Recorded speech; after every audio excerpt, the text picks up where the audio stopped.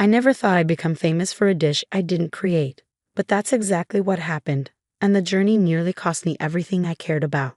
My name is Eliza Chen, and 5 years ago, I married into the Rossi family, a tight-knit Italian-American clan with 3 generations of history in the restaurant business. My husband Marco was the black sheep who'd walked away from the family business to become an architect, much to his father Antonio's dismay. Food is in our blood, Antonio would say whenever Marco's career came up. 27 years I spent building this restaurant, and my only son decides to draw buildings instead of making something people can actually enjoy. Despite the tension, we had family dinner at Rossi's every Sunday, a tradition Marco insisted we maintain. I'd sit there between Marco's sisters Sophia and Lucia, both of whom worked at the restaurant, trying to navigate the complex web of family dynamics while Antonio regaled everyone with stories of the early days. The restaurant was undeniably successful. Rossi's Italian bistro had been featured in food magazines and had lines out the door most weekends. The crown jewel of their menu was Nonna's secret ragu, a family recipe passed down from Marco's grandmother that customers raved about.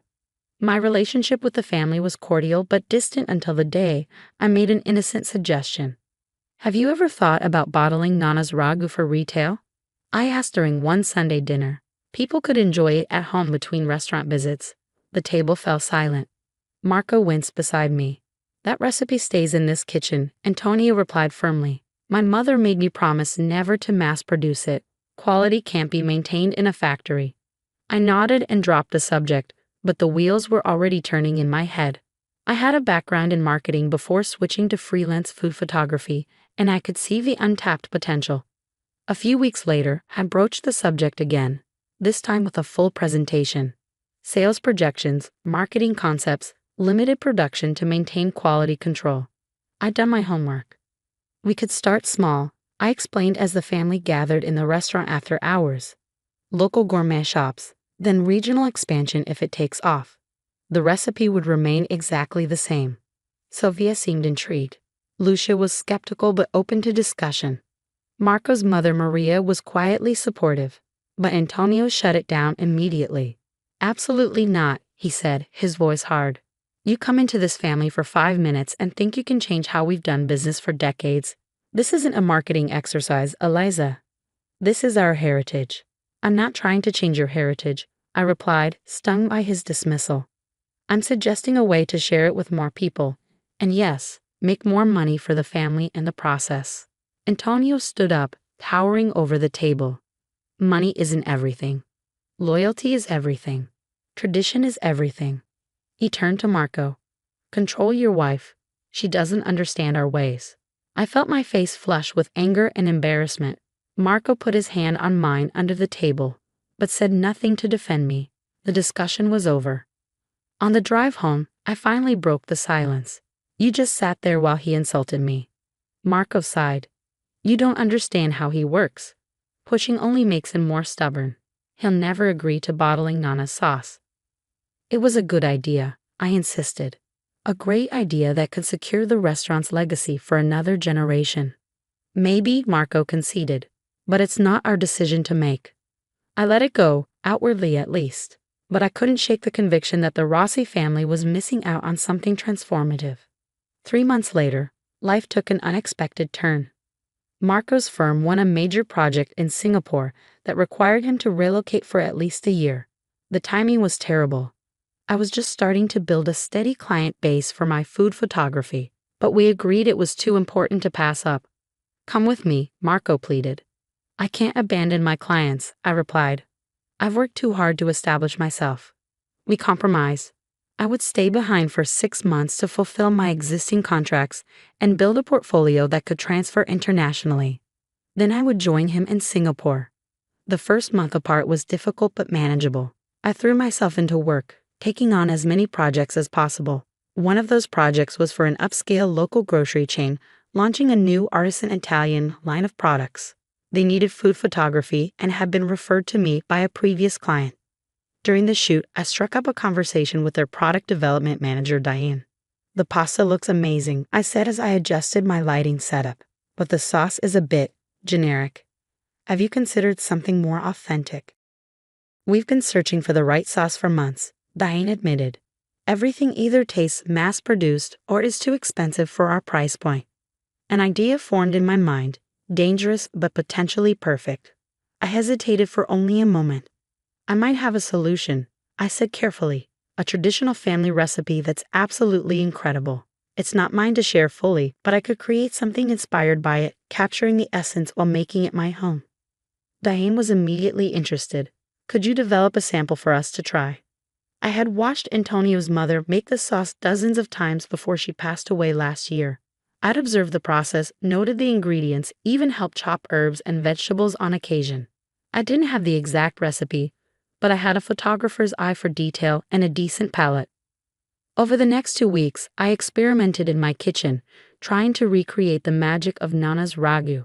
My version wasn't identical. I deliberately made certain changes to respect the family's ownership of the original, but it captured the spirit of the sauce. Rich, complex, with that distinctive something that made people close their eyes when they tasted it. When I presented it to Diane, her reaction confirmed I created something special. This is exactly what we've been looking for, she said after tasting it. Would you be willing to license this recipe to us? We'd brand it as Eliza's rustic ragu or something similar. The offer was generous, a substantial upfront payment plus ongoing royalties. It would provide financial security while Marco and I were abroad, maybe even allow me to be more selective with photography clients. And most importantly, it wasn't actually Nonna's recipe. It was my interpretation, my creation. I accepted the offer without telling Marco or his family. I rationalized that it wasn't a betrayal since my sauce was different enough to be its own product. Besides, Antonio had made it clear that the Rossi family had no interest in retail ventures. I wasn't taking anything from them. I was creating something new that happened to be inspired by their tradition. The sauce launched 3 months later to unexpected success. Eliza's rustic ragu became the top-selling product in the grocery chain's new Italian line. Food bloggers wrote about it. A local magazine did a small feature on me as an up-and-coming food entrepreneur. And that's when everything fell apart. Sophia saw the magazine while getting her hair done. Within hours, the entire Rossi family knew. Marco called from Singapore, his voice tight with shock and anger. "How could you do this behind my back?" he demanded. My father is livid. "It's not Nonna's recipe," I protested. "I created my own version." "That's not the point. You knew this would hurt my family. You knew my father's feelings about the family sauce. Your father made his feelings clear about the family sauce. This isn't that sauce. This is my sauce." The distinction didn't matter to the Rosses. To them, I had stolen their heritage, their grandmother's legacy, and monetized it against their explicit wishes. Antonio was threatening legal action. Lucia had blocked my number. Even Maria, who had always been kind to me, was devastated by what she saw as a betrayal. The next Sunday, I went to the family dinner alone. It was the most uncomfortable meal of my life. Antonio wouldn't look at me. Sophia and Lucia sat as far from me as possible. Only Maria attempted conversation, though her eyes were sad. "I didn't steal your recipe," I said when I couldn't bear the silence any longer.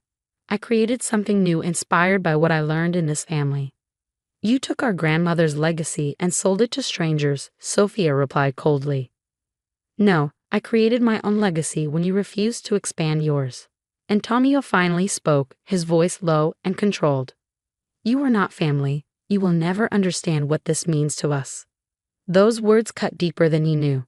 Ever since marrying Marco, I had tried to find my place in the Rossi family. I had learned their traditions, celebrated their holidays, even started learning Italian. But in their eyes, I would always be an outsider. I left the restaurant knowing something fundamental had broken. That night, Marco and I had the most difficult conversation of our marriage. "They're my family, Eliza," he said, his voice tinny over the video call. "I'm trapped in the middle of this, and it's tearing me apart." "I'm your family too," I reminded him. "And I didn't do anything wrong. I saw an opportunity they refused to consider, and I created something of my own. By using knowledge you gain from them. Knowledge freely shared in a family kitchen. I didn't steal a written recipe or corporate secrets." We went around in circles until exhaustion forced us to stop. Nothing was resolved. The chasm between us seemed to widen with each passing day. Marco was under tremendous pressure from his family to make things right, though nobody could define what that meant. Meanwhile, the sauce continued to gain popularity. The grocery chain wanted to expand distribution.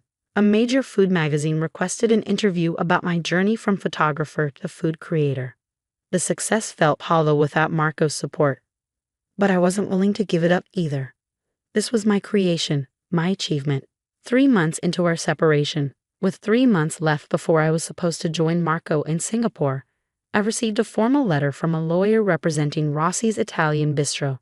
They were claiming my sauce violated their trade secrets and demanding I cease production immediately.